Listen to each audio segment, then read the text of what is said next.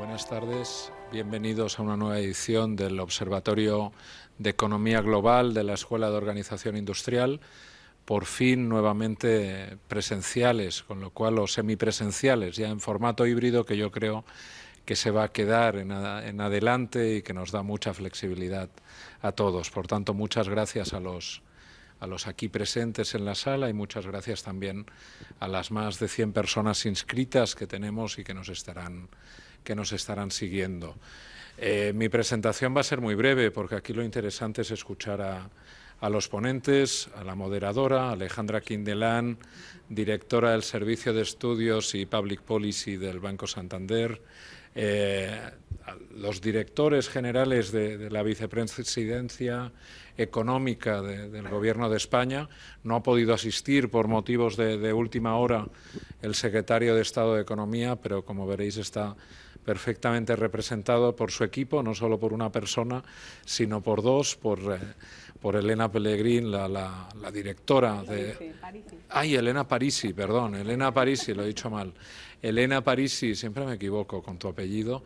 Elena Parisi, la directora general de Política Económica, y Víctor Ausín, director general de Análisis Macroeconómico como decía, del Ministerio de Economía, de la Vicepresidencia Primera del Gobierno, para hablarnos, como indica aquí, del día, dentro de este ciclo, el día después, que el profesor Agustín del Valle, pues como estábamos hablando previamente, y todo el equipo, al cual agradezco, los miembros del Observatorio de Economía Global, a Rafa Domènech, al resto de miembros que participan, a la propia Alejandra, siempre por su colaboración con la escuela, por las ideas y por tener este elemento de pensamiento que es el observatorio, pues en ese ciclo que hemos centrado en el día después de la pandemia, hoy evidentemente centrado en la recuperación a corto y medio plazo, marcada por todo ese entorno del plan de recuperación, transformación y resiliencia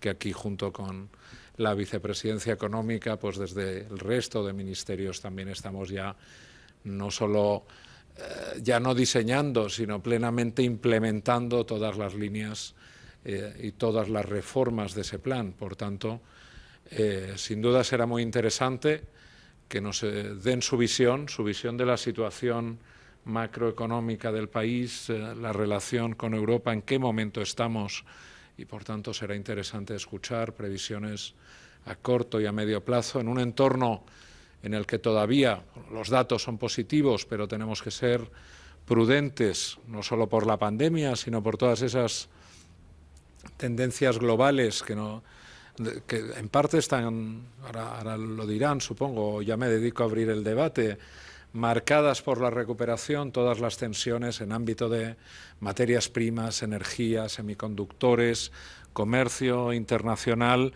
que están afectando pues, a ese ritmo de recuperación, pero que sin duda con todo el ámbito de la política pública lo que queremos es afianzar esa recuperación, seguir incrementando, yo siempre tiro hacia la industria, pero el conjunto de la economía, incrementando la productividad, la competitividad de nuestra economía y dando certezas, en la medida que se pueda, con la política económica, la política industrial, dando certezas para reducir todas esas tendencias de fondo que decíamos en óptica española, en óptica europea, para pues eso, ir generando autonomía estratégica, que ahora hablamos mucho de ello en el ámbito industrial, e ir afianzando todo el entorno de recuperación. Sin más, muchísimas gracias. Alejandra, adelante y bueno, será un placer. Yo ahora voy a marchar corriendo, tengo una reunión aquí al lado, vuelvo en 10 minutos a escucharos, o sea, no me lo voy a perder.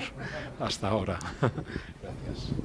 Pues muchas gracias, Raúl, muchas gracias, secretario general, por esa introducción. Yo creo que has enmarcado fenomenal la discusión.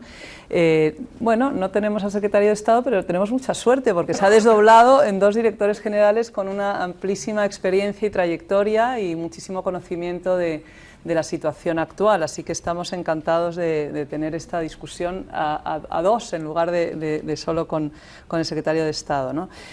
Yo creo que lo decía Raúl muy bien, tenemos un contexto ahora pues, en el que todos estamos pensando en la recuperación, ¿no? No cabe duda de que estamos pues en una trayectoria positiva en la economía a nivel internacional, a nivel europeo y también aquí en España. Y quizás pues la primera pregunta obligada es eso, ¿no? ¿Cómo veis la economía, la situación económica a nivel global? No sé si quieres empezar tú, Víctor, sí, que lo tienes muy estudiado. Yo creo que aquí hay que diferenciar dos cosas, ¿no? Un poco los últimos desarrollos que hemos tenido un poco en el 2021, factores de crecimiento clave y un poco cómo vemos el futuro, ¿no? El futuro a medio plazo, corto y medio plazo. Entonces, como factores de crecimiento clave en el 21 yo creo que han sido 4, muy claros.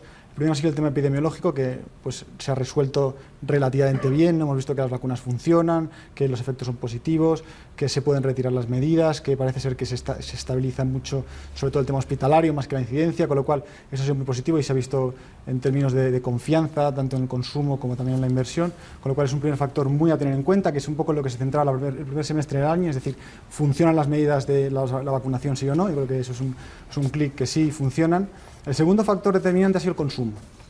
O sea, yo creo que ahí, muy en línea con lo que hemos apuntado muchas veces, también con otros organismos, ¿no?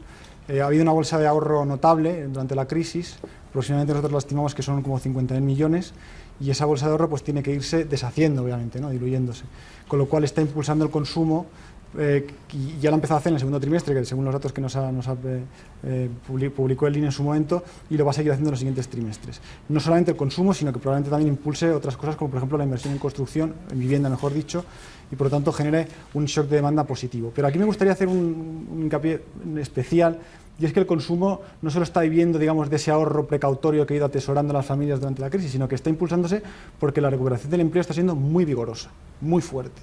Y es un patrón de crecimiento muy distinto frente a crisis anteriores y muy distintivo, ¿no? Y aquí sí que me gustaría poner en el manifiesto, que luego yo creo que Elena hará más hincapié, sobre las medidas del Gobierno que han conseguido que el patrón cambie, ¿no? Hasta ahora se recuperaba mucho antes la actividad, mucho antes el PIB que el empleo, y en esta crisis vemos que el empleo, las horas incluso, se recuperan antes que el PIB, ¿no? Entonces es una cosa muy paradigmática, porque no es el patrón clásico de recuperación, y que también está impulsando favorablemente al consumo y por tanto generando una senda de consumo muy favorable en lo que queda del año. El tercer componente de recuperación o factor clave es el turismo, ¿no? El turismo, y aquí hay que distinguir turismo extranjero o turismo nacional. Nosotros tenemos una previsión de PIB turístico para este año algo superior al 40% respecto al PIB turístico del 19. Hemos visto que la campaña turística, sobre todo nacional, ha sido muy buena durante el tercer trimestre. Ahí están los datos de pernoctaciones, que tenemos ya pernoctaciones nacionales en niveles de 2019, con lo cual sí que hemos visto, digamos, un cierto repliegue en lo que se refiere a importaciones de servicios turísticos, es decir, la gente ha sustituido importaciones de servicios turísticos, es decir, turismo al exterior, al turismo nacional, con lo cual se ha visto beneficiado el sector turístico nacional. El turismo extranjero todavía tenemos un gran gap de recuperación, que es nuestra asignatura pendiente, que esperemos que se consolide ya en el 22. Pero sería el tercer gran factor. Y el cuarto gran factor sería el plan de recuperación. El plan de recuperación que, como sabéis, el primer desembolso llegó en agosto, algo más tarde de lo esperado, y probablemente esto también retrasa el efecto del plan sobre el PIB, ¿no? Y con lo cual nos lleva a que el efecto en sí se concentre algo más en el 22 que en el 21, pero no obstante en el 21 va a tener efecto, ya está viendo ejecución, ya se está, luego Elena hablará más en detalle, está viendo efectos de licitaciones, etcétera, se están, digamos, construyendo esas tuberías para que fluya el dinero del plan y llegue hasta el último punto del país, ¿no? Y el despliegue está siendo, digamos, tanto en vertical como en horizontal, es decir, en todas las comunidades autónomas. Y me gustaría decir que estos 4 factores lo que nos dan es un perfil de crecimiento acelerador, es decir, hemos tenido un primer trimestre de contracción, un segundo trimestre de crecimiento y probablemente tengamos un tercer trimestre de mayor crecimiento que el segundo, ¿no? Es decir, que a partir de ahora, después de este perfil acelerador en la recuperación, probablemente ya alcancemos una senda de crecimiento más estable en los siguientes trimestres, que posiblemente pueda ser, digamos, impactada positivamente por otra serie de factores en el 22, ¿no? Que son los que me gustaría hablar a continuación. En el 22 yo creo que hay 3 grandes factores de crecimiento. El primero de ellos es la fuerte inercia que traemos del 21, sobre todo porque hemos concentrado gran parte del crecimiento en el segundo semestre y no en el primero, con lo cual eso nos da una buena inercia para entrar en el 22, nos deja en un nivel alto de producción para el 22. Luego tendríamos el fuerte efecto que va a tener, por supuesto, el plan de recuperación, que va a concentrar muy gran parte de su impacto en el año 22. Y el tercer efecto será una recuperación de la práctica totalidad del turismo. Es decir, yo creo que hay una parte del turismo que no recuperaremos obviamente tan rápido, porque sobre todo ese turismo corporativo. Estamos viendo con los microdatos con datos más de alta frecuencia y más detallados, que el turismo se recupera muchísimo en las partes, en las costas, el turismo de sol y playa, el turismo más de ocio, y que el turismo corporativo tiene más problemas, ¿no? Y un claro ejemplo es lo que estamos haciendo aquí. Al final la gente pues viaja menos para reunirse, y eso pues hace también que se retrase y que tenga una recuperación mucho más progresiva. Entonces, yo creo que a grandes rasgos sí que me gustaría destacar como grandes mensajes. El primero es que el patrón de recuperación es distinto a crisis anteriores, es decir, el empleo se recupera antes que la actividad, antes que el PIB, y creo que eso, las medidas que se han tomado tienen un papel importante. Cuando se hace una comparativa con otros países europeos, ves que somos un poco la excepción en ese sentido, es decir, que los grandes países europeos han recuperado de manera más o menos correlada horas y PIB, y que los países más turísticos, porque podríamos pensar que es un tema de sesgo proturístico en España y de tipo de medidas, etcétera, también han tenido una recuperación más o menos correlada de PIB y empleo. Entonces aquí, digamos que ha prevalecido la recuperación del empleo, de las horas de los trabajadores frente a la recuperación del PIB. Y la segunda idea es que todavía tenemos espacio de recuperación, pero lo haremos probablemente a tasas más sostenidas en el tiempo, ¿no? Ese perfil acelerador que hemos visto a lo largo de este año probablemente se va a ir deteniendo. Y luego eso, bueno, ya me espero a que me pregunten los riesgos, pero ya te cuento un poco la batalla de los riesgos, ¿no? Te agradezco, Víctor. Te iba a preguntar por los riesgos, efectivamente. No sé si, Elena, antes de entrar en los riesgos, quieres dar tú una visión complementaria. Vamos a hablar en detalle luego del plan de recuperación, no hay duda. O sea, tengo ahí, yo creo, un montón de preguntas y de cosas que me gustaría abordar con vosotros. Pero no sé si de esta visión general, Elena, quieres apuntar tú alguna cosa. Sí, quiero apuntar algo más, y como decía Víctor, uno de los factores clave de la recuperación económica que estamos viendo es el poner en marcha este plan de recuperación, pero sobre todo poner en marcha determinadas reformas que son reformas estructurales y que realmente van a incidir en cambios importantes en cuanto al tejido productivo, en cuanto a la productividad, y eso va a ser lo que haga posible que la recuperación no sea una recuperación y nos quedemos como estábamos, sino que yo creo que es el punto un poco del ciclo que estábamos hablando el día después. El día después es que no nos recuperaremos y nos quedaremos en donde estábamos, sino que el objetivo es transformarte, alcanzar un mayor crecimiento potencial y que eso derive en unas mejoras de bienestar en toda la población y la ciudadanía. Muchas gracias, Elena. Pues como ya tú mismo te has lanzado ahí al tema de los riesgos, yo te iba a preguntar por inflación, cuánto nos preocupa los ciclos de precios de materias primas, ¿no? Y lo que estamos viendo también en la disrupción de las cadenas de suministro, ¿no? Que para mí son 3 focos de atención de cara. Sí, bueno, yo creo que aquí en riesgos, primero destacar que el mapa de riesgos ha cambiado muchísimo, ¿no? O sea, de hace un año a esta parte, y Alejandra, por supuesto, también es consciente. Estábamos discutiendo hace un año, pues eso, si las vacunas funcionarían, si llegarían las vacunas, cuándo llegarían las vacunas, a quiénes nos llegarían las vacunas, y ahora el mapa de riesgos es, oye, yo soy de los partidarios que creo que el COVID tiene que seguir siendo un riesgo, hay que seguir monitorizándolo y siguiéndolo, y las cepas siguen ahí, ahora tenemos la Delta Plus, tenemos un repunte de incidencia en Europa notable, es decir, hay que seguir dándole seguimiento al COVID, pero ya no es un riesgo que va diluyéndose, ¿no? Que va perdiendo relevancia frente a lo del año pasado. Y hay otros que los ganan, ¿no? Y sobre todo yo creo que sería los precios de la energía en el mercado internacional, que es el gran riesgo. Yo creo que tiene 2 vertientes fuertes. La primera vertiente es una vertiente que va directamente en vena a los precios, ¿no? Y va directamente a los precios energéticos, a la inflación, y es lo que estamos viendo en los últimos meses, ese repunte extraordinario de la inflación, que al principio pensábamos que era gran parte, y lo era, efectos base, es decir, nos comparábamos con un año muy anómalo que era el 20, y cuando los efectos base iban desapareciendo, vemos que los precios de la energía van creciendo y siguen siendo ya los grandes protagonistas del crecimiento de la inflación, del IPC, en las tasas interanuales que estamos viendo en los últimos meses, ¿no? Y eso, pues probablemente nuestra posición está muy alineada con la del Banco Central Europeo, con el Banco de España. Creemos que a priori es un repunte que es temporal, que probablemente se vaya diluyendo en el primer semestre del año que viene, al final del primer trimestre, probablemente cuando acabe el invierno, y que responde pues a distintos factores, que luego ya entrar en ellos, pero sería, digamos, la gran vertiente en precios energéticos. Luego tienes otra vertiente que es la que te viene a través de las cadenas de valor globales, ¿no? Las grandes disrupciones que estamos viendo, que también tiene otras 2 ramificaciones, una que va a precios, es decir, el encarecimiento de los precios, sobre todo de los precios industriales, de los inputs de producción, que eso también tiene una repercusión en los bienes industriales y por lo tanto en el IPC, que también es otro de los factores que puede ir alimentando en los siguientes meses el IPC al alza, pero ya más por el lado de la subyacente y no tanto los precios energéticos. Y otra vertiente que es, digamos, el ajuste más en cantidades, que ese es el que, digamos, más nos preocupa porque es el que afectaría al PIB, ¿no? Es decir, esas disrupciones que podrían venir pues porque el comercio exterior comienza a sentirse muy distorsionado, con lo cual nuestras exportaciones se reducen porque hay menos demanda de nuestros bienes, de nuestros inputs, y por otro lado también nuestras importaciones se reducen y gran parte de esas importaciones son industriales, con lo cual puede afectar a la inversión y por lo tanto al PIB. Que esa es la vertiente en la que estamos ahora monitorizándonos bastante, dando un seguimiento pues muy exhaustivo porque es la que nos preocupa y la que puede amenazar la evolución del PIB del cuarto trimestre, ¿no? Entonces, yo creo que hay que decir que la parte primera, la parte de precios, estamos convencidos que es digamos, una distorsión relativamente temporal y que además se están abordando medidas, ¿no?, contra los más vulnerables y los más afectados en ese sentido, hogares e industria, y hoy se ha aprobado el tercer paquete de medidas en este sentido, con lo cual digamos que por parte del Gobierno se están abordando los problemas para mitigar los efectos entre aquellos que pueden verse más afectados por este repunte de los precios, y luego tenemos un ajuste en cantidades que probablemente pues en el cuarto trimestre puede tener efectos. Entonces, y que hay que dar seguimiento, y que estamos viendo pues en algunas fábricas cambian los turnos, que se suspenden los turnos, la siderurgia pues ve que a esos costes de producción probablemente tiene que cambiar sus procesos de producción, y eso por supuesto hay que darle seguimiento porque a través del sector industrial y de forma indirecta a través del sector de la construcción puede afectar al PIB, ¿no?, por la oferta.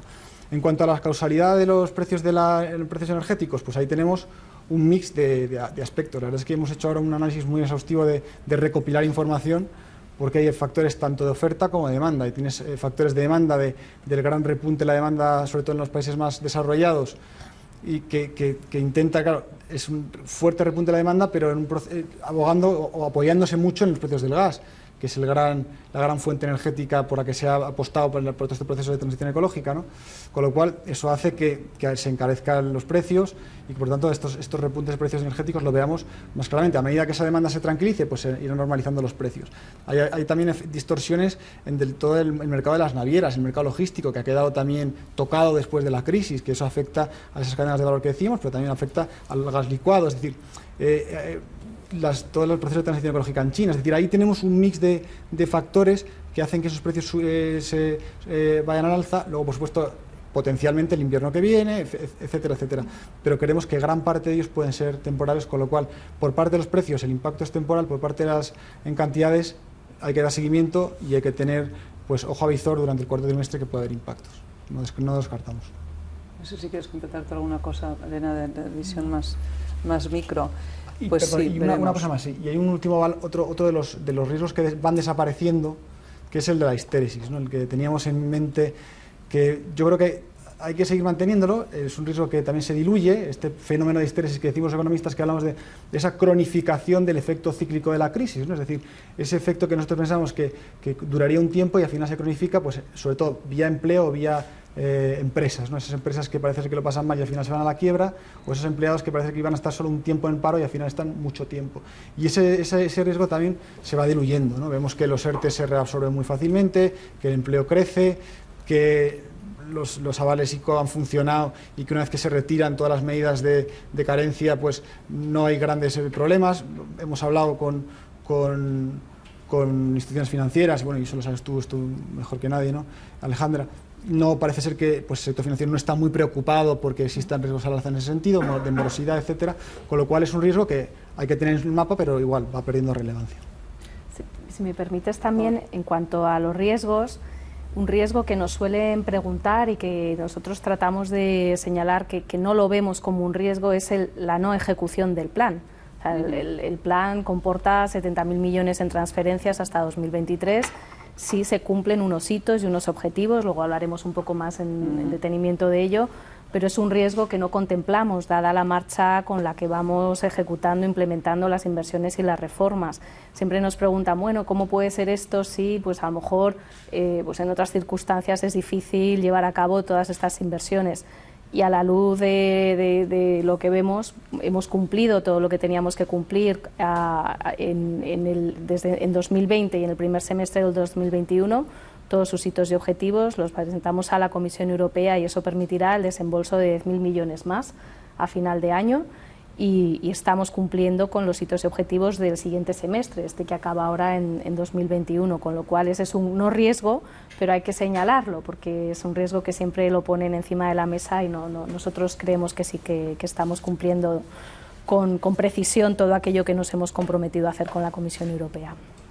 Muy bien, Elena, luego hablaremos un poquito más de eso, pero una de las cosas que has mencionado, que yo creo que está bien mencionado también, Víctor, es verdad que hemos tenido un montón de medidas de apoyo, ¿no?, que nos han hecho amortiguar el impacto de la crisis, ¿no?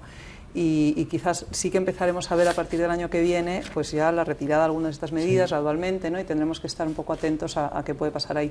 Hablando del sector financiero, por ejemplo, pues acaban las moratorias sobre los préstamos ICO, ¿no? Y bueno, pues habrá que estar atentos. Es verdad que la información que tenemos ahora, ¿no?, por ahora, es que la cosa pues va bien y no hay especial tensión, pero bueno, son muchas empresas, muchos créditos y de muchos tamaños, ¿no?, distintos y de muchos sectores distintos. Te quería preguntar un poco por eso, o sea, ¿dónde ves cuáles son los sectores o colectivos que deben de seguir teniendo apoyo? ¿Cómo ves esa retirada gradual de estas ayudas y en qué medida pueden afectar a determinados sectores?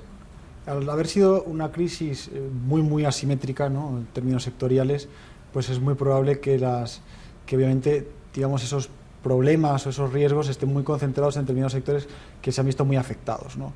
Sobre todo, pues hablo de la hostelería, sobre todo hablo de comercio y hablo de transporte. Yo creo que son los tres grandes afectados de esta crisis.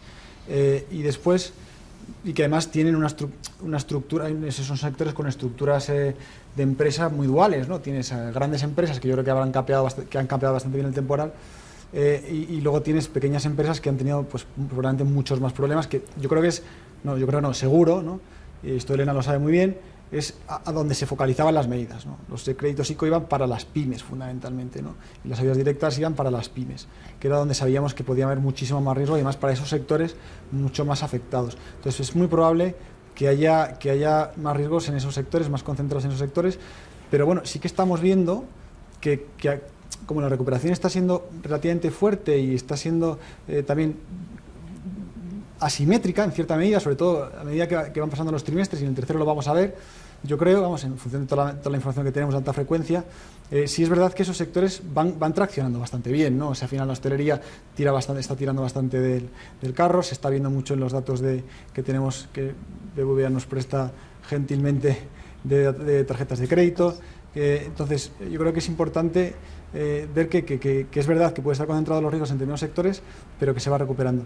Es verdad que hay otros sectores que pueden tener relativamente problemas, pero por una coyuntura post-COVID, ¿no? Entonces, que digamos que puede ser la industria, puede ser la construcción, pero ya no tiene que ver con esos problemas de solvencia, sobre todo de liquidez, que se arrastraron durante el COVID. Entonces, yo creo que puede ser que estén concentrados. Yo creo que ahí es la forma que hemos tenido de estructurar las medidas, de focalizar las medidas, de diseñar las medidas, ha intentado evitar también esos problemas de free riders, ¿no?, de empresas zombies que podían aprovecharse y que digamos darles un poco más de oxígeno durante un tiempo. Se ha intentado limitar ese efecto para intentar que el tejido productivo se salve, pero el tejido productivo, sobre todo el más sano, ¿no?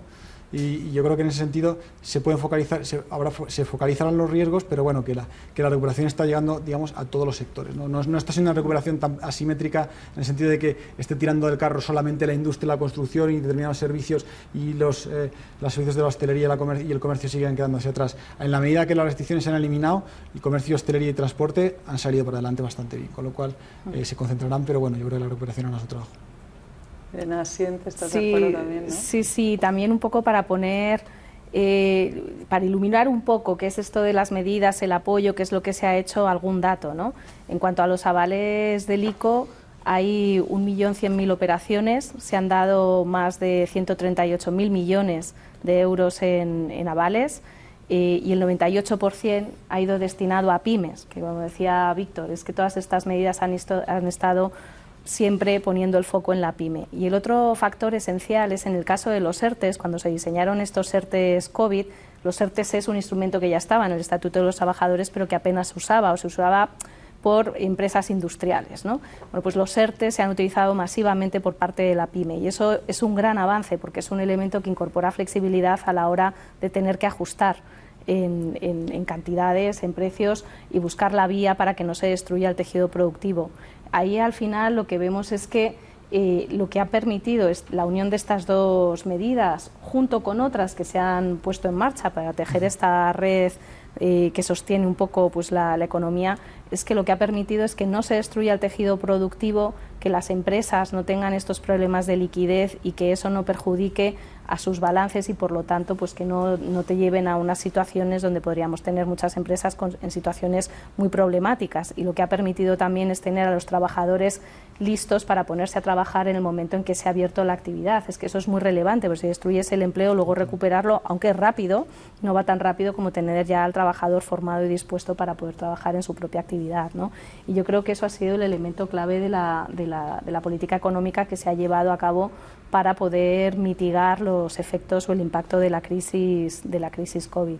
En términos de PIB, las ayudas que se han diseñado estaban en torno a un 18% del PIB, que es una cifra bastante sustancial. O sea, hemos puesto encima de la mesa medidas por una cuantía muy importante y eso ha permitido que ahora la recuperación sea más sencilla y, como decía Víctor, sea una salida de la crisis muy diferente a otras crisis que hemos vivido, más rápida y con más vigor.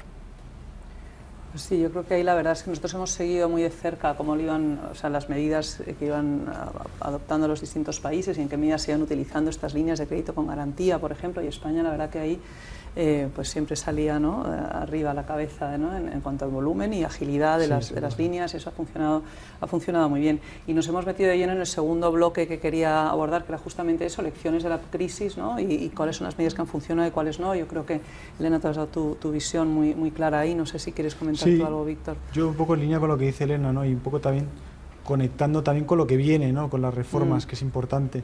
O sea, yo creo que los ERTEs, las lecciones que hemos aprendido de los ERTEs es que funcionan bastante bien, que lo que decía Elena, es decir, si mantienes el cordón umbilical entre empresa y trabajador en los momentos malos, luego reabsorber al trabajador es infinitamente más sencillo que dejándolo en ese pool de desempleados que no sabes luego lo que va a pasar con tu empresa ni con el trabajador. Yo creo que ese es un mecanismo que ha funcionado muy bien. O sea, recordemos que hemos llegado a tener 3.600.000 personas en ERTEs y 1 millón de parados, en el momento más complicado de la crisis a finales de abril del 2020, y que ahora estamos ligeramente por encima de los 200.000 personas en ERTE y hemos recuperado el 1 millón de desempleados, ¿no? Entonces, yo creo que la idea aquí es que hemos conseguido eliminar ese fenómeno, ese riesgo que teníamos de histéresis, de que se cronificaran, de que pasaran a formar parte de ese desempleo estructural que tanto es del que nuestro gran talón de Aquiles en la economía española, ¿no?, de ir engrosando esos niveles, y al revés, hemos conseguido reabsorberlo. Entonces, yo creo que desde el punto de vista del empleo, los ERTEs es un mecanismo que hay que estudiar cómo mantenerlo entre nuestro set de políticas públicas, dentro de ese set de reformas que hay que activar para el plan de recuperación, que luego hablaremos. En términos de los avales, yo creo que han funcionado muy bien. O sea, han sido relativamente rápidos para el contexto en el que sobre todo la pobre Elena,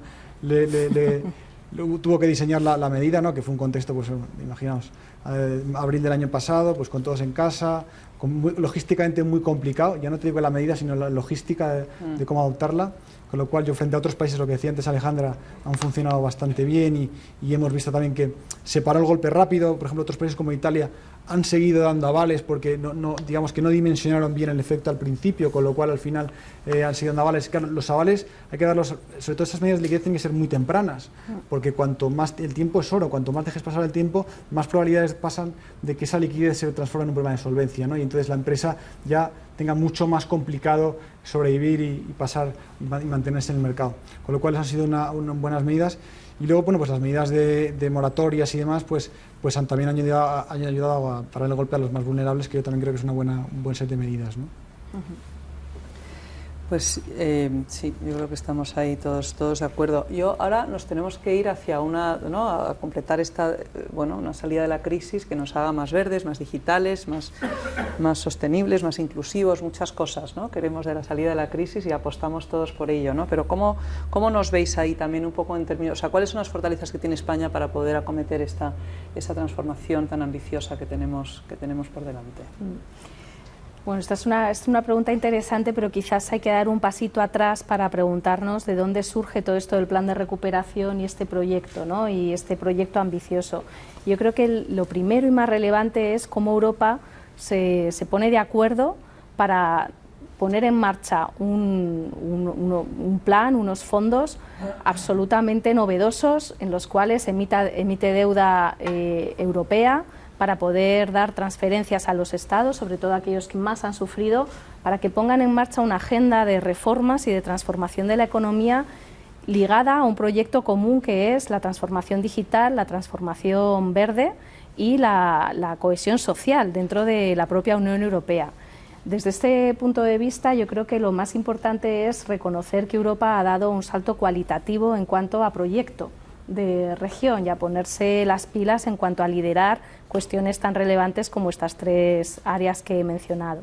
En este proyecto tan ambicioso también hay que reconocer que España estuvo liderando esta posición y a partir de ahí estábamos plenamente convencidos de lo que había que hacer era no solo recuperarse, como decía antes, sino realmente utilizar estos fondos para poder transformar la economía y para poder dar también ese salto cualitativo hacia algo que veníamos ya pensando desde hace tiempo, ¿no? ¿Y cuáles son las fortalezas? Pues las fortalezas precisamente son que ya había un proyecto país, que ya había una intención de ligar la agenda de reformas estructurales española con este proyecto europeo en estas tres líneas, ¿no? Yo no sé si recordáis, en 2019 el Gobierno aprobó un documento que se llamaba Agenda del Cambio y que hacía un ejercicio de diagnóstico país de cuáles eran las fortalezas del país, las debilidades, las oportunidades y sobre todo qué palancas había que tocar para poner en marcha ese cambio, ¿no? Y ahí se identificaban muchas reformas estructurales que había que acometer.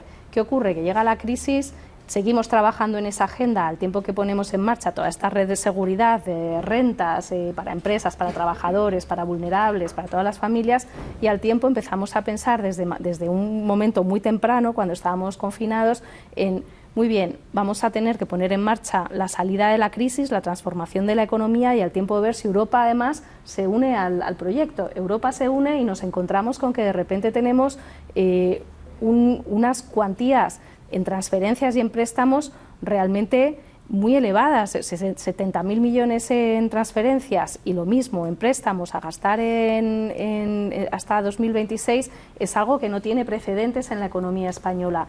Eso quiere decir que cuando ya teníamos identificadas estas necesidades de reformas estructurales, lo que venimos es a decir, bueno, y además tenemos 70.000 millones en transferencias, otros 70.000 en créditos para poner en marcha las reformas estructurales y hacer inversiones allí donde creemos que la transformación debe darse lugar antes, además de utilizarla para la parte de recuperación económica y que llegue a todos los ciudadanos. Entonces, a partir de ahí es donde creamos este plan de recuperación, transformación y resiliencia que recoge, por un lado, gran parte del trabajo que ya se venía haciendo, gran parte de los trabajos que se hicieron en una comisión parlamentaria precisamente para la salida de la crisis, y esto es relevante para entender que dentro del Parlamento también había consenso en cuanto a qué había que hacer para salir de la crisis y para transformar la economía. Esto es muy relevante porque al final esto es un proyecto país y estamos todos de acuerdo o tendremos dificultades en acometer los objetivos que nos hemos planteado.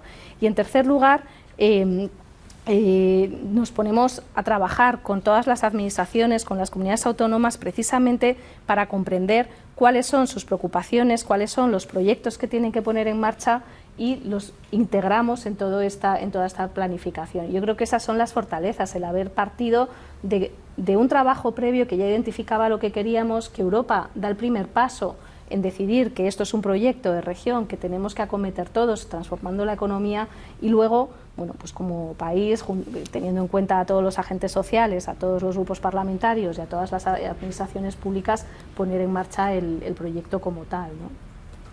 Y todo esto al tiempo que están cambiando cosas tan rápidamente, ¿no? Porque la digitalización ha pegado un salto brutal durante el confinamiento, ¿no? Y eso nos afecta a todos, los debates fundamentales que está habiendo el eurodigital, entre otros, por ejemplo, por decir, o sea, que era una cosa como hipotética en el pasado y ahora ya tenemos una serie de documentos que parece que esto llega, que no sé si queréis comentar un poco o no, pero de ese proceso tan rápido de digitalización y luego también toda la transformación verde, pues también tenemos la COP la semana que viene, donde el nivel de ambición ha subido, ¿no? O sea, que bueno, tenemos tenemos muchas cosas también en el contexto que están cambiando muy rápidamente. No sé si queréis comentar un poquito sobre eso, el tema sí, sobre la transformación digital, bueno, sobre ambas cosas, ¿no? O sea, sabéis que en el plan de recuperación tiene 4 ejes transversales, 2 de ellos son precisamente el digital y el verde. En el tema digital lo que nos planteamos desde el primer momento es: tenemos buenas infraestructuras, así lo reconocen todos los estudios internacionales.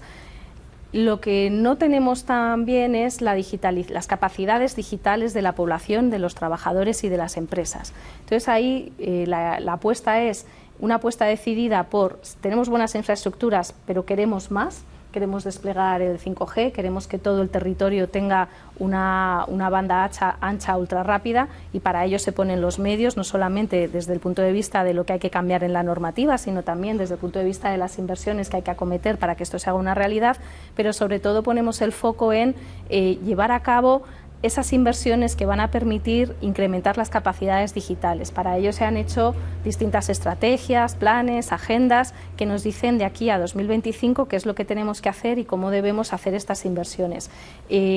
Para ello no solamente tenemos que poner en marcha inversiones por parte de nuestro ministerio, sino que tenemos que hablar y tener una coordinación muy precisa con ministerios como Educación o como Trabajo, porque es a través de los planes que tienen ellos de formación donde tenemos que integrar estas inversiones para la capacitación digital o para la formación digital de todos los trabajadores y de todos los estudiantes, por un lado. En cuanto a las empresas, se va a poner en marcha también, es una de las inversiones clave dentro de nuestro ministerio, pero también dentro del plan y del área digital, un programa que se llama Kit Digital, precisamente para dar soluciones digitales a empresas, a pymes y autónomos, para que tengan paquetes estandarizados de lo que debe ser la digitalización de su empresa, y es una subvención a fondo perdido para que puedan hacer este desarrollo. Eso beneficiará a incrementar la capacidad digital de todas las empresas y su participación en todos los mercados digitales, en toda la economía digital, pero también dará mucha actividad económica a todas esas empresas que tienen que ayudar a poner en marcha todas estas soluciones, ¿no? Entonces, ahí quizás es donde tenemos que poner el foco y donde más rápido queremos trabajar, en el área digital.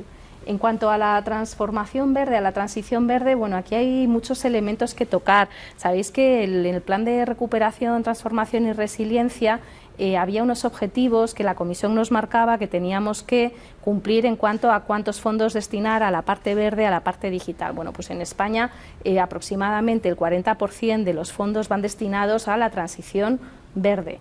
Y dentro de esto hay cosas muy relevantes, como es, por ejemplo, todo el tema de la transformación energética, que incluye reformas, incluye inversiones, pero reformas son, por ejemplo, el haber aprobado la Ley de Cambio Climático o el sacar la hoja de ruta del hidrógeno renovable o de la eólica marina, que es muy relevante sobre todo para nuestros territorios insulares. O sea, son cuestiones que están ahí dentro. Luego, por ejemplo, temas que tienen que ver con esta transformación verde, pero también con la industria, que es la que se tiene que adaptar y la que tiene que ver de qué manera cumplir con todos estos objetivos que nos hemos marcado a 2030, a 2050, son temas como la economía circular. Pues aquí también se ha aprobado una estrategia de economía circular y a partir de esta estrategia se empezará a sacar la planificación y las inversiones para poder ayudar a todas esas empresas a hacer esa transición. También hay cosas muy relevantes dentro de esta transición verde que toca con muchos otros proyectos y con muchos otros sectores, como puede ser el de la movilidad sostenible. O sea, se plantea el tener aprobada a fin de año una estrategia de movilidad sostenible y una ley de movilidad sostenible y conectada para el año que viene. Pero además también se incorporan grandes inversiones para hacer realidad que transformemos la industria de la automoción hacia la producción y el liderazgo tecnológico en la parte del vehículo eléctrico y conectado. Hay un PERTE, un proyecto estratégico dentro del plan de recuperación que directamente incorpora todos los proyectos dentro de toda la cadena de valor del vehículo eléctrico para poder hacer realidad esta transformación. Y no solo eso, también hay inversiones precisamente para poder desplegar los puntos de recarga que son necesarios para que haya la demanda suficiente de vehículo eléctrico. De nada te sirve tener la tecnología si luego no tienes la demanda para comprar esos vehículos. Por otro lado, otros sectores que son muy relevantes y que además ayudarán mucho a la recuperación económica son, por ejemplo, el sector de la construcción, dado que en la agenda urbana que se presentó a la Comisión Europea tenemos un objetivo de rehabilitar y de regenerar zonas urbanas teniendo en cuenta la eficiencia energética, que comporta pues también en torno a unos 3.000 millones de euros.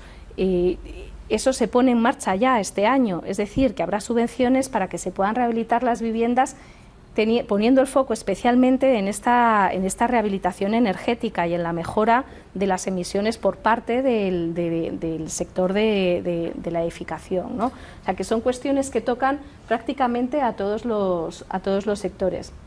Y hay algo más que yo creo que es muy relevante, y es que cuando estamos hablando de todas estas inversiones, de todas estas reformas, de lo digital y de lo verde, hay un elemento que es clave y que nunca nos olvidamos y que sale muy poco, y es el de la educación y la formación. Cuando estamos hablando de esto, estamos continuamente trabajando con los sectores, con las asociaciones y con el Ministerio de Educación para ver de qué manera se debe adaptar los currículos formativos y los títulos para que haya la suficiente oferta de estudiantes cualificados y con las competencias que demandan los sectores productivos, porque una de las cosas que nos estamos encontrando y que es uno de los riesgos que están permanentemente trasladándonos el sector productivo, el sector empresarial, es que no encuentran suficiente mano de obra cualificada para las cosas que tienen que hacer y para la transformación que tienen que acometer. Si queremos liderar algo, tenemos que ser capaces de formar a la gente que tiene que liderar esos cambios. Si no, la tecnología no la lideraremos nosotros, la liderará otro país, ¿no?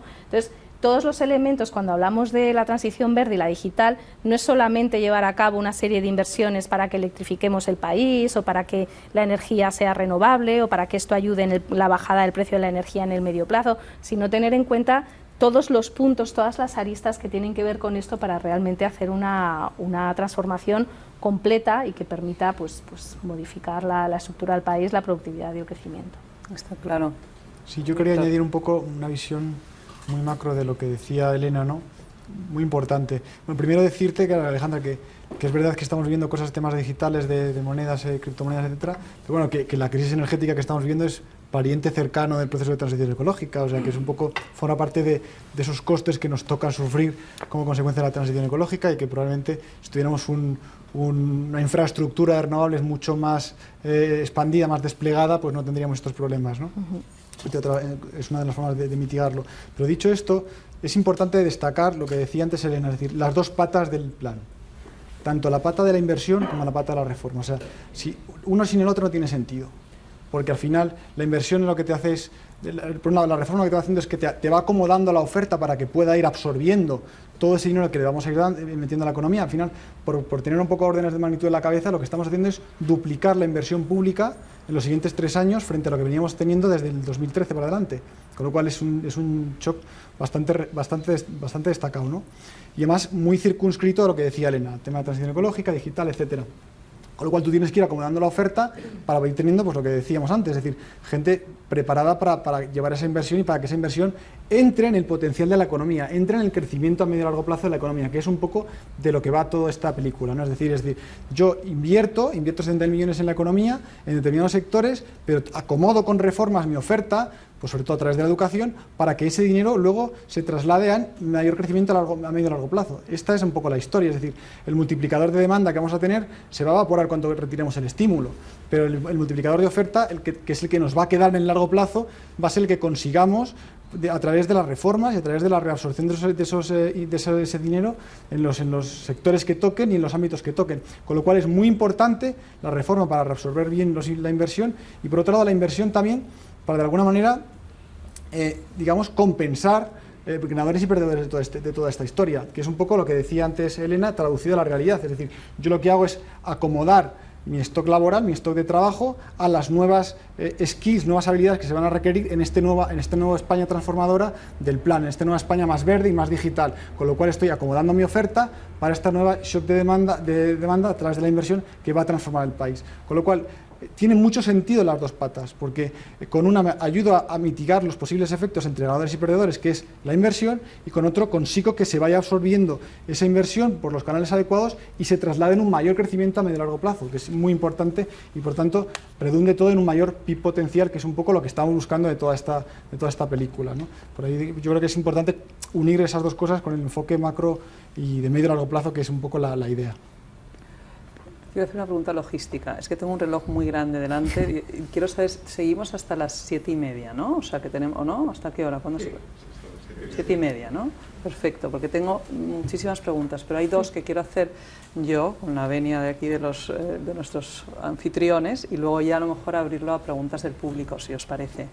Una pregunta que quiero hacer, y es un poco interesada, es cómo veis el papel de los bancos a la hora de canalizar las ayudas, que son, en fin, pues yo creo que podemos jugar un papel en la medida que tenemos una estructura muy capilar, etcétera, pero me encantaría escucharos sobre cómo veis el papel de la banca aquí, ¿no?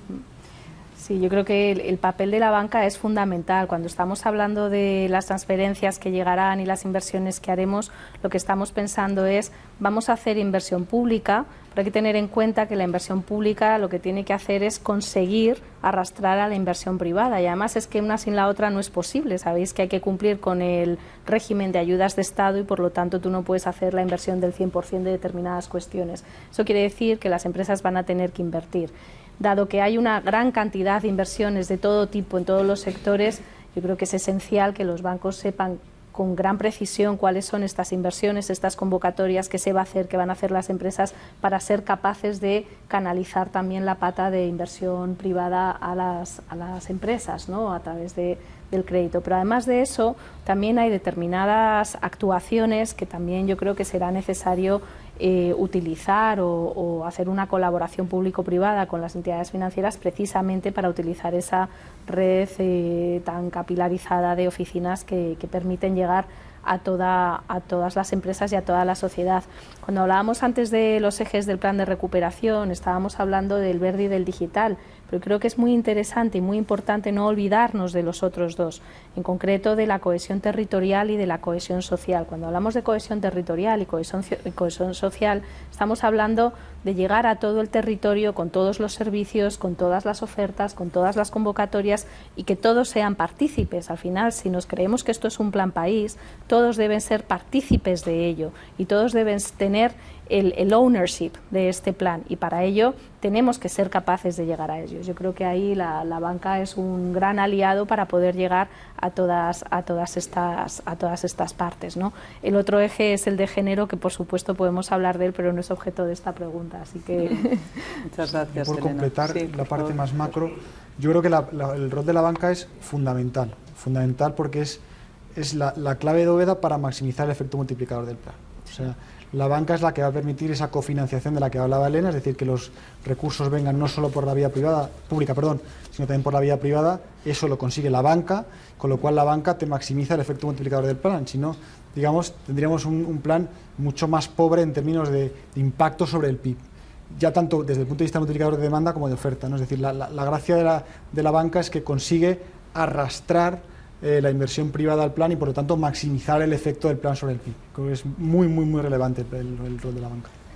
Pues me ha encantado esta respuesta, la verdad, la vamos a usar, la vamos a citar internamente. Y luego otra pregunta que la verdad que dejé pendiente quizás de la sección anterior cuando hablábamos de la salida de la crisis, lo que también nos deja es deuda, ¿no? Entonces tenemos que ver ahora cómo gestionar esos altos volúmenes de deuda, sobre todo en un contexto en el que a corto plazo no, pero sí que ya empezamos a ver, ¿no?, que los mercados nos apuntan a subidas de tipos o por lo menos un poquito más de menos alegría en ese sentido. Entonces, no sé cómo veis eso, no sé, Víctor. Si yo ahí, en la parte de deuda, bueno, nuestra idea es, nuestro compromiso con la consolidación fiscal se mantiene a pesar de la crisis y de las medidas que se han aprobado, que obviamente son todas de carácter discrecional porque lo exigía la crisis, pero el compromiso se mantiene.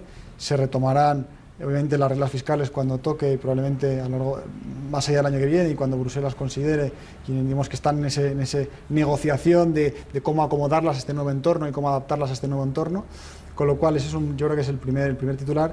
Y luego el segundo es decir, oye, pues en cuanto a senda, probablemente este año la idea es reducir, y se va a conseguir, la carga de la deuda sobre el PIB, ¿no? e iniciar ya una senda de reducción de la deuda sobre el PIB que intente ser lo más rápida posible, pero por supuesto acompasándola con los ritmos de crecimiento económico que necesitemos. Yo creo que probablemente a partir del 22 se retome nuevamente el compromiso con la consolidación fiscal, una vez que el grupo de expertos nos indique cómo ven ellos esa reforma del sistema tributario, ¿no?, y se acomode en el nuevo sistema tributario a través de la legislación pertinente. Y en cuanto a déficit, un poco que es es pues ya sabéis, el flujo que va alimentando la deuda, pues probablemente este año la verdad que los datos parece ser que van en línea con lo previsto y la reducción del déficit se va a mantener. Este año va a ser notable, pero el año que viene se mantendrá, con lo cual pues irá acompañando ese relato de reducción de deuda en los siguientes años, ¿no? Pues muchas gracias. Es que hay 1000 temas. Tengo aquí preguntas y más preguntas, pero yo me encantaría abrirlo a vosotros, yo creo, porque aquí hay personas que siguen la situación económica muy de cerca. Por supuesto, Rafa Domènech de BBVA, que le tenemos aquí en primera fila, y quizás te van a dar un micrófono, Rafa, para que te escuchen bien las personas que están conectadas. Pues lo primero, felicitaros a los tres, tanto a Alejandra por la moderación que ha hecho, como a nuestros dos ponentes, tanto a Víctor como a Elena, por las respuestas, ¿no?, a las preguntas que han dado, o sea que enhorabuena.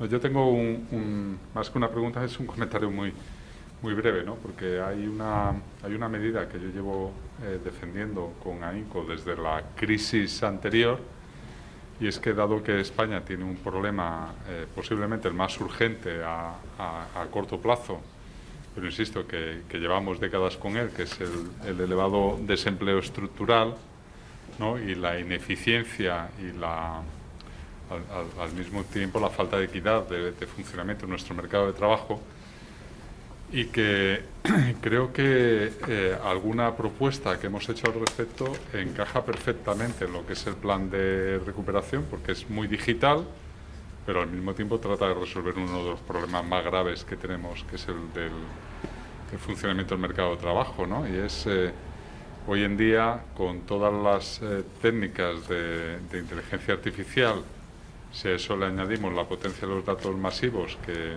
a través de los registros de la Seguridad Social y de toda la información que tenemos de las empresas, pero que las propias empresas pueden dar de sí mismas, y que todos los trabajadores, todas las personas que trabajan pueden dar de sí mismas, podríamos crear un auténtico job marketplace digital que evitara problemas como el que tú has mencionado, ¿no, Elena? Es decir, que tenemos empresas, muchas, que por su tamaño no encuentran trabajadores que están formados, pero que están en otra parte del mercado, con un problema de información asimétrica muy grave, que no se encuentran en el mercado, ¿no? Y muchos de nuestros jóvenes, lamentablemente, tienen más fácil encontrarse con esa empresa en Berlín o en otras ciudades europeas que hacerlo en otra comunidad de España, ¿no?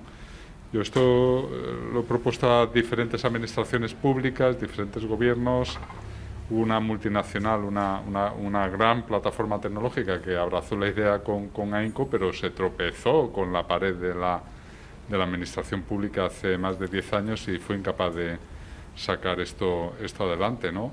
Para la magnitud de lo que son las inversiones, esto pues es una escala muy reducida, ¿no? Y yo creo que o sea, lo ideal es que esto fuera un job marketplace europeo, pero al menos que sea español, ¿no? Es decir, que cualquier persona, igual que porque esto lo recibimos todos los días, no voy a hacer aquí publicidad, pero esto pasa con todos los productos, con los libros, con la música, con todas las recomendaciones que recibimos todos los días de todos estos gigantes tecnológicos, y qué menos que eso ocurriera en el problema número 1 del mercado de trabajo, ¿no? Ahora mismo estamos viendo, nosotros hemos sacado esta mañana un observatorio que, como muy bien decía Víctor, el Producto Interior Bruto no se ha recuperado todavía, pero el número de vacantes por parte de las empresas no solo se ha recuperado, sino que está por encima de las del 2019. Es decir, que las vacantes ahora están reclamando más trabajadores con un nivel de actividad menor que el que tenían en 2019. Y son vacantes que están por cubrir y no se cubren porque no tenemos un auténtico job marketplace a nivel nacional. Eso es todo, y de nuevo reitero mi enhorabuena. Gracias. Si me dejas favor, claro que sí. reflexionar sobre este tema, es muy interesante lo que planteas, y de hecho, dentro de las reformas que tienen que ver con esta cohesión social, cuando hablamos de la reforma laboral y cuando hablamos de la reforma del mercado de trabajo, no solamente está lo que veis en prensa y, en fin, pues toda la reforma del estatuto, sino una cosa que es clave que tiene que ver precisamente con esto. Dentro de la ley de empleo y dentro de las políticas activas de empleo, una de las cuestiones en las que se tiene que trabajar, y así nos lo hemos propuesto y lo hemos comprometido, es precisamente en tener sistemas interoperables entre todas las comunidades autónomas y todos sus servicios públicos de empleo, para que realmente exista esa capacidad de tener la información de dónde hay una vacante, independientemente de si es una comunidad autónoma o la otra.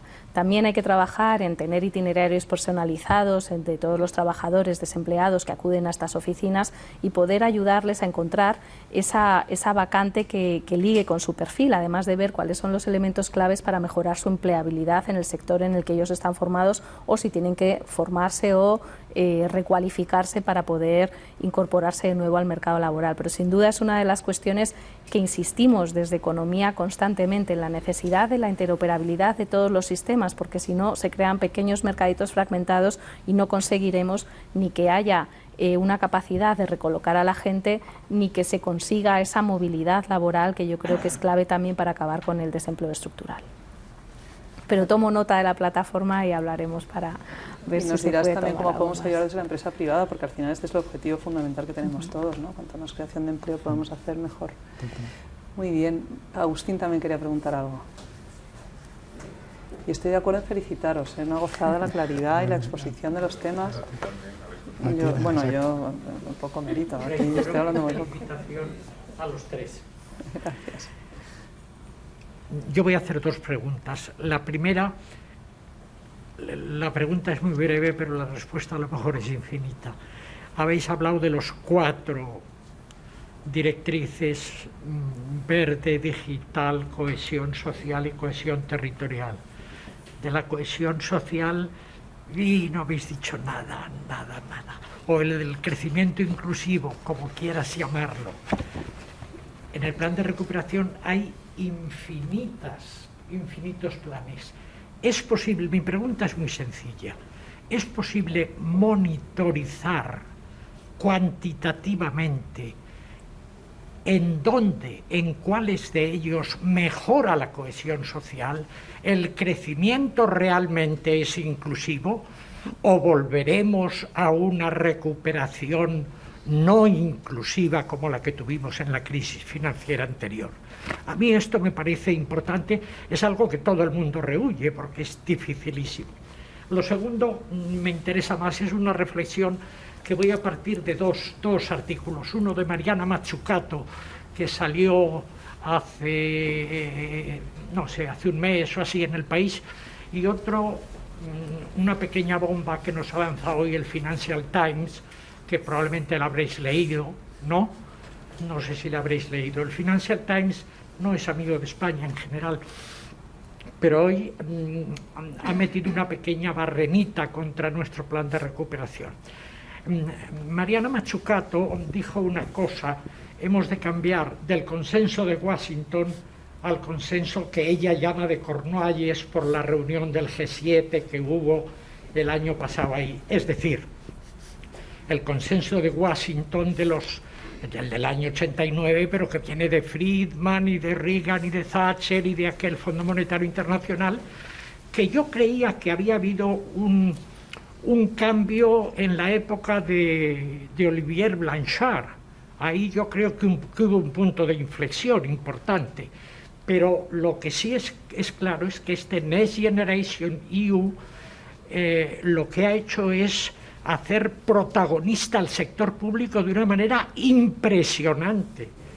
Es el protagonista del Next Generation, y en nuestro plan de recuperación también lo es. Esto, para un gobierno socialdemócrata como el vuestro, indudablemente es un orgullo, pero es una responsabilidad tremenda. Es decir, tenemos la oportunidad de oro. Y entonces hoy, los del Financial Times, que nunca nos pasan la mano por encima del hombro, empiezan a decir que nos estamos anticipando, que queremos hacerlo deprisa, que no dejamos las cosas para el largo plazo, que estamos sacando proyectos no rentables, que este problema político que tenemos en este país, tú has hablado de Proyecto País, que lo está haciendo mejor Draghi, que une a todos los partidos políticos, etcétera, etcétera. Bueno, estas dos cosas es lo que quiero ver. Tenemos una oportunidad histórica. ¿Cómo estamos haciéndolo nuestro? Macron va a dedicar 300.000 millones a la industrialización. Draghi parece que va a dedicar algo parecido a la educación.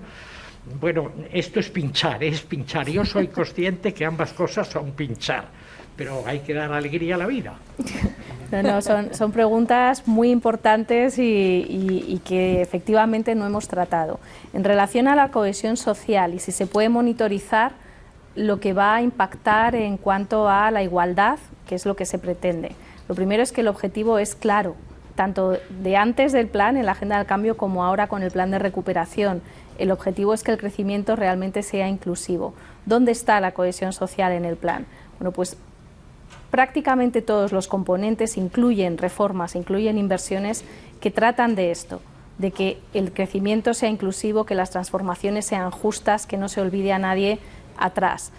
Cuestiones concretas que podemos ver, por ejemplo, la creación del ingreso mínimo vital, que yo creo que es uno de los principales elementos clave que hemos puesto sobre la mesa para reducir la pobreza y para que realmente en todo el territorio haya una red homogénea de apoyo a ese colectivo que es el más vulnerable. Se tiene que mejorar y se tienen que incorporar los itinerarios para que esas personas se incorporen al mercado laboral en caso de que no lo estén, o cómo ayudarles para superar el bache de pobreza en el que están. En segundo lugar, todas las cuestiones que tienen que ver con modernizar el sistema tributario, con modificar el sistema de pensiones para que realmente haya un equilibrio intergeneracional entre todo lo que se está haciendo ahora, o cuando hablamos del tema de la deuda. Cuestiones como la formación, donde se acaba de llevar al Parlamento la Ley Orgánica de Formación Profesional, tiene que ver precisamente con ayudar a todo ese colectivo de jóvenes que están teniendo dificultades en incorporarse al mercado laboral. Tenemos el drama de tener prácticamente el 40% de los jóvenes en paro, que no pueden acceder a trabajos de calidad. Todo lo que tiene que ver con la reforma laboral, no solamente con el estatuto, sino con las políticas activas de empleo, con la digitalización del SEPE, tienen que ver precisamente con apoyar en que los trabajos sean de calidad, que no haya precariedad en el mercado laboral, no solamente terminar con esa dualidad, sino realmente terminar con la precariedad en el mercado laboral.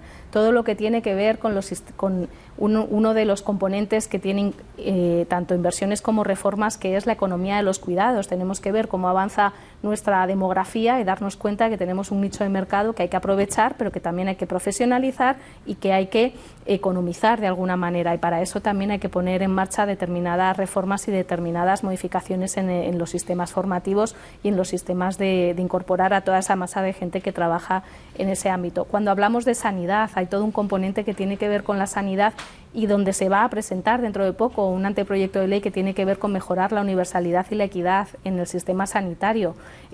Todas esas cuestiones tienen que ver con no dejar a colectivos fuera de la recuperación y, sobre todo, no dejarles fuera de esta transformación económica que queremos hacer. Entonces, ¿se puede monitorizar esto? Sí. Precisamente dentro del plan, cada una de las reformas e inversiones se corresponden con un componente dentro de una palanca, y dentro de esto diciendo qué parte es verde, qué parte es digital, qué parte es cohesión.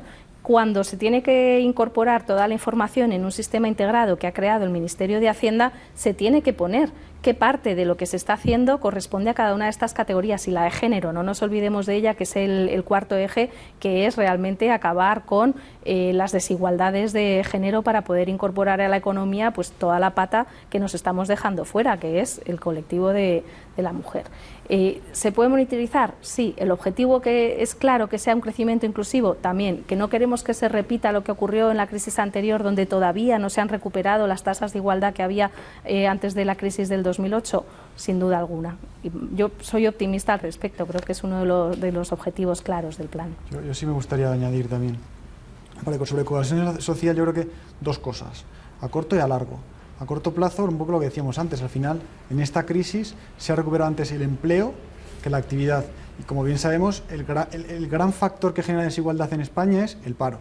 Con lo cual, si tú mitigas el paro, mitigas los efectos que tiene la crisis en términos de desigualdad. Y eso se ha conseguido. Con lo cual, en lo que sería el patrón de recuperación de esta crisis, la parte de cohesión social se ha solventado, digamos, que con nota frente a crisis anteriores por las medidas, por la tipología de crisis, por muchos factores. Ahora aquí el gobierno juega un rol importante, pero evidentemente también la tipología de la crisis también es importante, que no es una crisis tan estructural como la que vimos en 2008. Con lo cual, por supuesto que el gobierno es importante, pero la tipología de crisis también ha hecho su trabajo.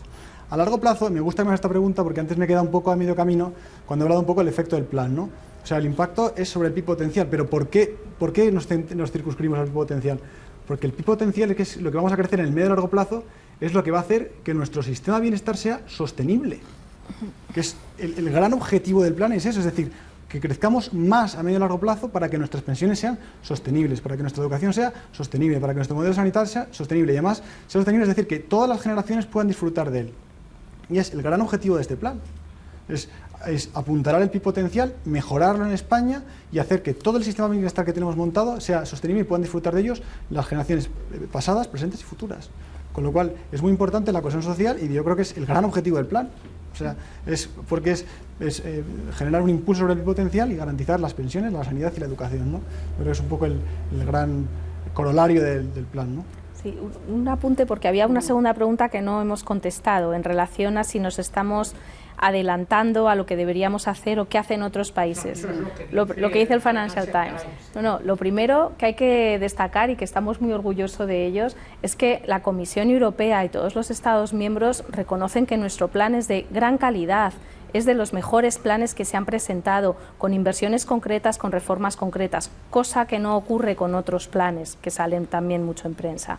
Y por lo tanto yo creo que no nos estamos adelantando. Como decía, esto viene de un diagnóstico que ya se hizo previamente, que tenemos la gran oportunidad de poner en marcha reformas, además de poner inversiones para poder ayudar a que toda esta transformación sea posible, con lo cual, a pesar de la crítica, yo creo que tenemos clarísimo que el dinero había que utilizar esta parte de transferencias de 2021 a 2023, no alargarlo, precisamente para apoyar la recuperación y para que la transformación la empieces a hacer ya, para poder liderar esos cambios. Es que si no te vas a quedar a la cola, con lo cual yo creo que la decisión de hacerlo antes y hacerlo rápido y hacerlo bien es posible porque ya teníamos el camino hecho con el documento anterior de diagnóstico y necesidades de la economía española.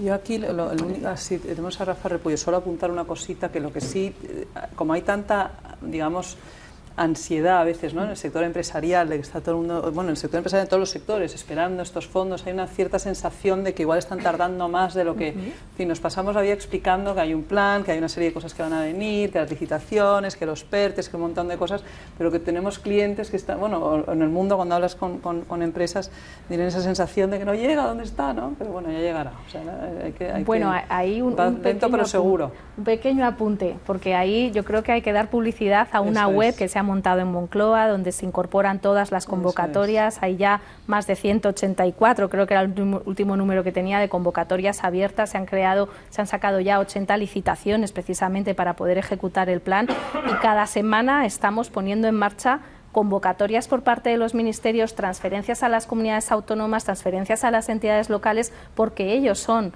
agentes ejecutores del plan y son ellos los que tienen que poner en marcha muchas de estas inversiones. Cada día que uno se mete en la web de Moncloa encuentra cosas nuevas. Y además una cosa muy interesante en la web donde están incorporándose las convocatorias es que hay un apartado específico de ¿y para la pyme qué? Es decir, que si tú eres pyme puedes encontrar exactamente qué cosas hay para la pyme, y eso es muy relevante. Además de las reformas estructurales, que no voy a contar porque no tenemos tiempo, pero que son muy relevantes. Yo creo, ¿no? Que las empresas conozcan esta web y lo que está, y cómo van viendo las cosas. Rafa Repullo, por favor.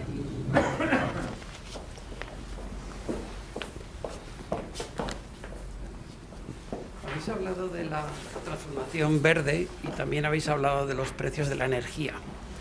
Y las dos cosas están conectadas, porque la situación que tenemos en los mercados de energía y en el mercado eléctrico en particular, yo creo que pone en riesgo, por lo menos, o retrasa el proceso de transformación verde. Por el lado de la demanda puede producirse una huida de la electricidad. ¿Cómo me voy a comprar un coche eléctrico? ¿Cómo voy a cambiar mi calefacción de gas por una bomba de calor Si resulta que fíjate dónde están los precios de la electricidad. Por el lado de la oferta, la guerra de las eléctricas no favorece precisamente las inversiones en renovables que necesitamos y son importantísimas. De manera que yo creo que aquí tenemos un problema importante que habría que ver cómo podemos atacarlo. Y en este sentido, dejarme que ponga un granito de arena, que ya sé que a corto plazo no va a ayudar mucho, pero que posiblemente creo que no está en el plan. Y es el siguiente, la CNMC, la Comisión Nacional de Mercados y Competencias, no tiene muchos recursos, no tiene muchas capacidades, no puede contratar personal, no puede contratar doctores, por ejemplo. Y yo creo que sería importante que en su papel de vigilante de la competencia, asesor del Gobierno, tuviera más capacidad, más recursos. Los gobiernos no les gustan los organismos independientes, no les gusta, de ningún signo.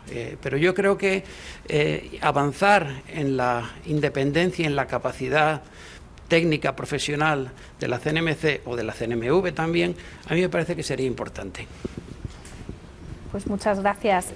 Ante esta pregunta, dos reflexiones. La primera es que con la CNMC estamos trabajando precisamente para encontrar soluciones a esa falta de recursos y se está trabajando estrechamente con ellos precisamente para buscar esa vía de solución.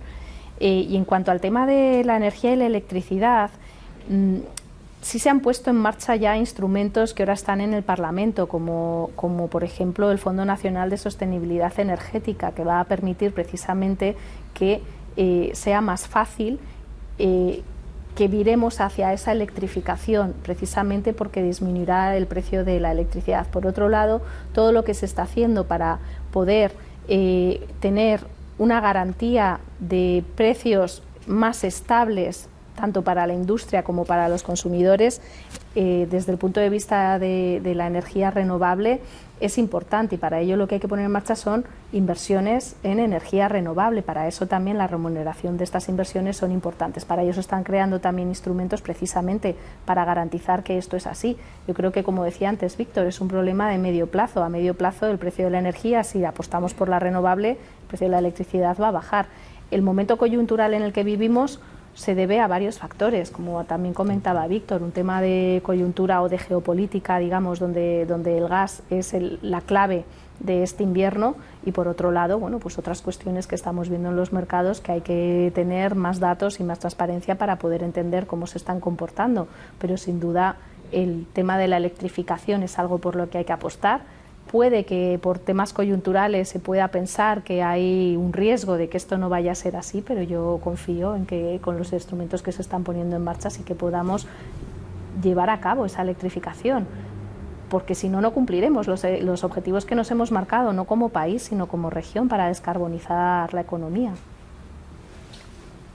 Muchas gracias. No sé, Patricia, si tenemos alguna... Perdón, otra pregunta aquí, es que si no... Perfecto, gracias. David Circo, director de la Fundación Alianza Digital 2030. ¿Qué tal, Elena? Que nos conocemos de otros tiempos. Sí. Enhorabuena a Elena y a Víctor y a Alejandra, que te lo han puesto muy, muy difícil, ¿eh? Los dos directores generales han sufrido muchísimo, ¿no? O sea, de verdad, enhorabuena, Raúl, Nieves, por la organización de este evento. La pena que no está aquí La Sexta, ¿no? Y que no se esté retransmitiendo en prime time, porque la verdad que ha sido muy, muy ilustrativo, y yo creo que despeja mucho del ruido mediático que hay, ¿no? A nivel político, ¿no? Y que al final no se habla de lo importante y se habla de lo accesorio, que probablemente moviliza muchas más emociones y es más rentable electoralmente, ¿no? Pero yo creo que aquí nos estamos, como decía, estaba diciendo Elena, nos estamos jugando el futuro de España, ¿no? A mí sí me gusta hacer voy a ser muy breve, una reflexión muy breve. Yo creo que aquí tenemos una emergencia, que es la emergencia climática, que es por supuesto anterior al COVID, o sea, y además en la agenda del cambio se recogía perfectamente, y tenemos una urgencia que es la transición digital, que no es algo sobrevenido por el COVID, sino que también era anterior al COVID, y así lo recogía además en parte la agenda del cambio, ¿no? Yo creo que no es que haya faltado, pero bueno, que no se puede hablar de todo. lo que es, digamos, el contexto internacional, ¿no? Y yo creo que aquí hay algo que es muy importante, y es que de la mano de la digitalización el mundo está cambiando. O sea, no estamos viviendo una era de cambio, sino estamos viviendo un cambio de era, ¿no? Ahora mismo podemos decir que la sociedad de dentro de 10 años va a ser totalmente distinta a la sociedad que estamos viviendo ahora. Por dar algún dato, ¿no? Digamos, el 80% de los trabajos de dentro de 10 años no existen hoy, el 40% de las empresas van a desaparecer, el 40% de los trabajos se van a automatizar.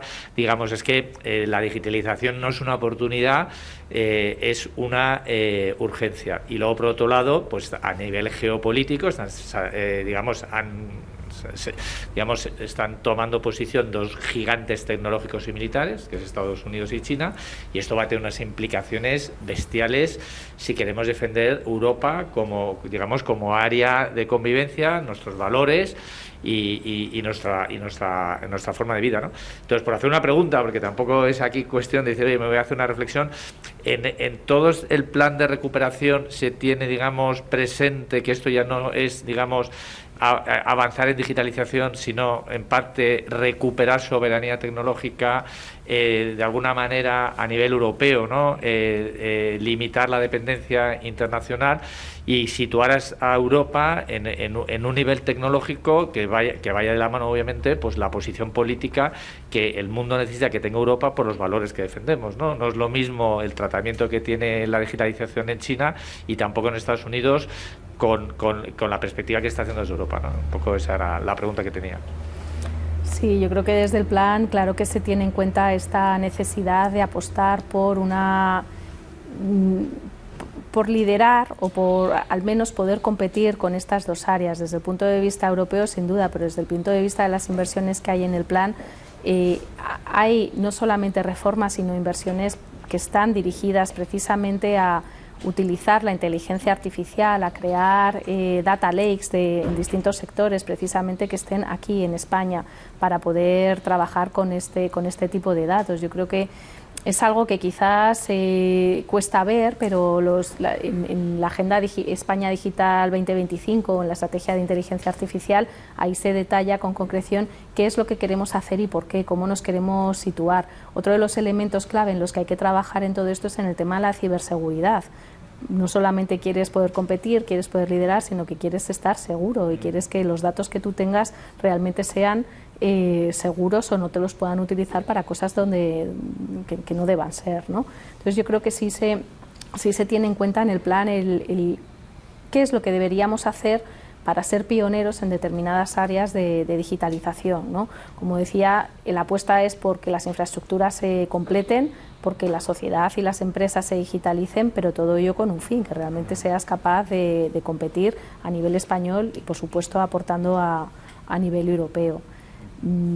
Un tema clave en todo esto es que cuando hablamos de digitalización, y ya no tiene que ver con este tema, y que entronca con el tema de la cohesión social, es que el enfoque que estamos dando al tema de la digitalización también es un enfoque humanista. Se acaba de aprobar una Carta de Derechos Digitales, ¿no? Está publicada, con lo cual es también un enfoque para decir, bueno, digitalicémonos, pero sin perder determinados derechos que tiene que tener la sociedad, y hagámonos sensibles en la utilización de los datos, para qué sirven, qué son, porque al final es un nuevo recurso que realmente va a ser el recurso que se utilice por parte de todas estas empresas digitales y plataformas. Gracias, Elena. No sé, Víctor, si quieres aprovechar esta pregunta para unas últimas palabras de reflexión, porque ya estamos al final. Sí, bueno, yo creo un poco, por destacar mensajes, fundamentalmente un poco en lo que tiene que ver con el 21, pues eso, el crecimiento hemos ido de menos a más. Creo que el tercer trimestre es un tercer trimestre potente. Vamos a conocer el dato probablemente, no sé, esta semana.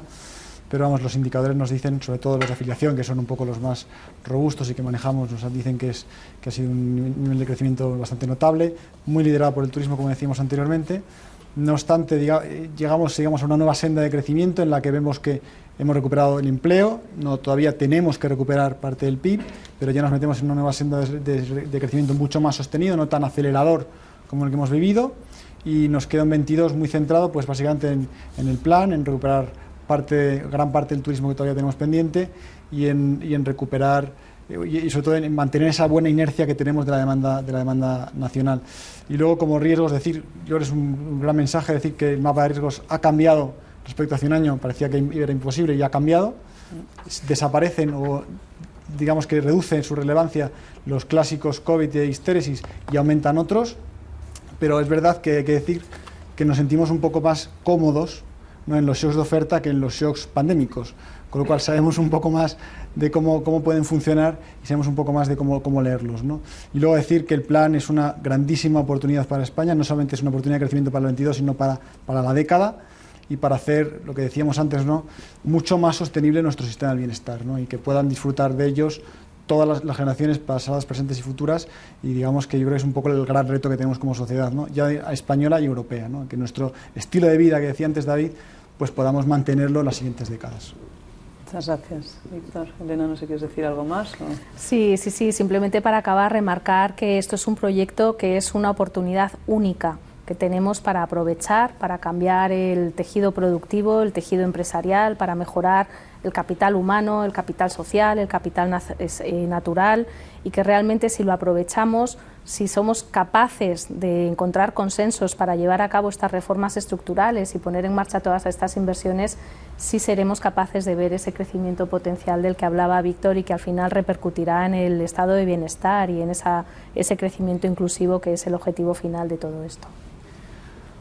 Bueno, pues yo creo que está todo dicho y además con mucha ilusión. Muchas gracias a todos, muchas gracias a la EOI, al Observatorio por organizar esta jornada y sobre todo a vosotros que os han avisado con poco tiempo. Yo creo que al secretario de Estado le podemos decir que le hemos echado de menos, pero estamos encantados de haber podido tener este debate con vosotros. La verdad que ha sido espectacular todo lo que hemos cubierto, yo creo lo que habéis cubierto, mi papel ha sido facilísimo y os agradecemos muchísimo vuestra disposición, vuestra transparencia y todo lo que nos habéis contado hoy, así que muchas gracias. Gracias.